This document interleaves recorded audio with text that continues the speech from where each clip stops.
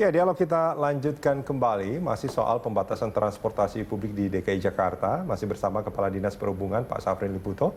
Pak Safrin, ini baru saja kita ngebahas ini ya. Ini sudah banyak kiriman sebetulnya gambar-gambar situasi di halte Transjakarta. Ini ada beberapa contoh di Taman Mini. Ini luar biasa sampai keluar halte, kemudian juga di Pinang Ranti. Terus juga ini di mana ini? Di Tosari. Terus ada beberapa tempat lah ya, halte-halte yang terjadi penumpukan. Justru itu yang menjadi pertanyaan saya sebetulnya. Ketika di dalam Transjakartanya itu dibatasi, di haltenya dibatasi, tapi kan banyak orang yang sudah bergantung sama Transjakarta. Dan mereka mungkin dalam tanda kutip mungkin tidak punya pilihan lain. Dan mereka terpaksa untuk tetap datang. Dan itu kan distance-nya kalau saya lihat tidak sampai 1 meter. Gitu. Nah ini gimana Pak Safrin? Memang setelah kita lakukan pembatasan ekstrim kemarin kita umumkan, kita juga langsung menginstruksikan ke tataran pelaksana untuk menyiapkan semacam speaker untuk menyampaikan pada masyarakat bahwa pembatasan ini tujuannya adalah untuk masyarakat, untuk warga agar potensi penyebaran wabah corona ini tidak masif. Setuju. Dan justru kita harapkan mereka melakukan self distancing tadi. Nah, kemudian upaya kita sekarang adalah tadi saya juga melakukan monitoring terhadap jumlah penumpang. Memang kita sampaikan keberangkatan setiap 20 menit itu menjadi protap. Dan kemudian begitu 20 menit ternyata masih ada yang sudah masuk ke dalam antrian, maka akan ada bis selanjutnya untuk melayani itu. Dan memang kita pahami bahwa ini otomatis akan cukup padat. Di hari ini saya yakin di beberapa titik akan padat, tapi kita harapkan pesannya, kembali lagi pesannya adalah bahwa agar masyarakat melakukan pembatasan kegiatan dan berdiam di rumah. Kemudian jika memang itu sangat dibutuhkan. Betul. Tapi gini Pak Safrin, permasalahannya itu masyarakat itu diharapkan untuk aware kan ya, dia beraktivitas di rumah. Tapi di sisi lain, ini kalau saya lihat kan tidak ada anak sekolah nih. Mereka itu kan tetap diharapkan sama kantor atau tempat kerjanya untuk datang ke tempat kerja. Di sisi lain pemerintah dia diharapkan untuk mereka bekerja dari rumah, tapi di sisi lain kantornya itu mengharapkan dia untuk datang. Gitu. Sementara transportasi publik yang menjadi pegangan dia untuk menuju ke lokasi kerja itu dibatasi. Nah ini kan seolah-olah semua beban akhirnya ada di masyarakat sebetulnya sekarang ini. Nah itu apakah memang tidak ada bukan lagi imbauan mungkin semacam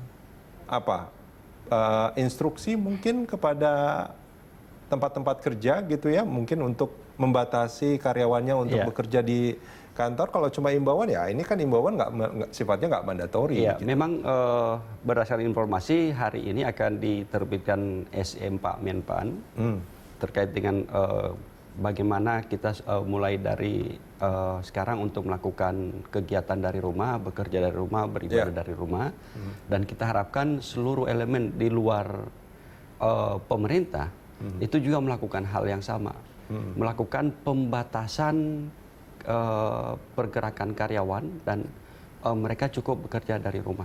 Kita harapkan kondisi ini hari ini kita coba evaluasi dan kemudian kita harapkan nanti siang atau sore kita sudah ada kesimpulannya atau gimana? Karena gini Pak, mungkin di haltenya baik, di busnya itu baik. Tapi sebelum mencapai ke halte, kalau situasinya kayak gini, kalau ada satu orang terinfeksi, saya melihat risikonya tinggi sekali gitu. Seperti biasanya kita pahami bahwa setiap hari di halte Transjakarta itu selalu padat. Nah itu kan risikonya tinggi kan? Risikonya tinggi dan oleh sebab itu karena setiap hari di halte Transjakarta di dalam bus sangat padat, kita lakukan pembatasan ini. Tujuannya, pesannya ke masyarakat, di alat transportasi umum Jakarta itu kita harus melakukan pembatasan jarak. Oke, di transportasi umum dan juga di halte. Dan otomatis di dalam halte, di luarnya pun pesan itu harusnya sampai. Nah, tapi kemudian masyarakat kita seolah-olah menganggap bahwa wabah ini suatu hal yang biasa. Oh, no. Jangan salahkan masyarakatnya dulu. Tapi ini kita bicara soal kebutuhan masyarakatnya, Pak Safrin. Nah, gimana cara mengurangi penumpukan di halte itu? Nah, kan itu dia. Ya, cara menguranginya tadi, setelah ada penumpukan di halte, misalnya haltenya adalah halte keberangkatan awal, maka bisnya kita tambah. Akan ditambah? Iya, ditambah. Di halte awal tadi seperti Cibubur, itu bisnya tadi saya instruksikan untuk ditambah. Artinya bukan lagi intervalnya tiap 20 menit, ini tiap satu kalau dia penuh akan ada datang yang lagi? Datang yang lain. Oke, bukannya per 20 menit? Bukannya per 20 menit di halte awal. Semua yang datang itu langsung diangkut secara keseluruhan.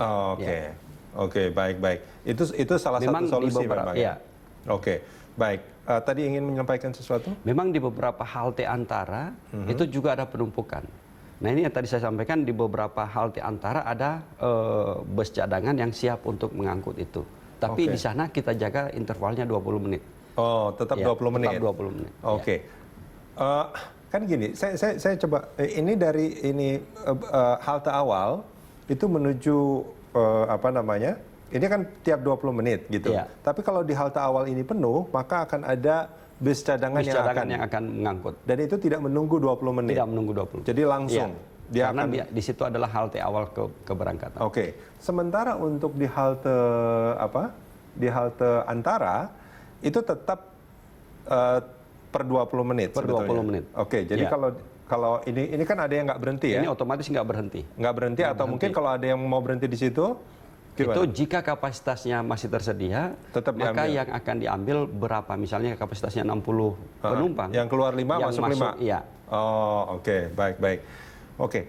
Nah, kalau penumpukan ini masih terjadi sampai nanti sore, kan pagi dan sore biasanya penumpukannya. Apa kira-kira langkah alternatif yang sudah disiapkan, Pemprov? Kita harapkan begini, dalam teori transport ada namanya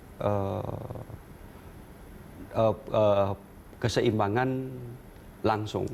Jadi setelah masyarakat melihat bahwa ada pengurangan kapasitas, maka berikutnya masyarakat tidak akan menggunakan hal yang sama. Mereka akan memilih alternatif lain.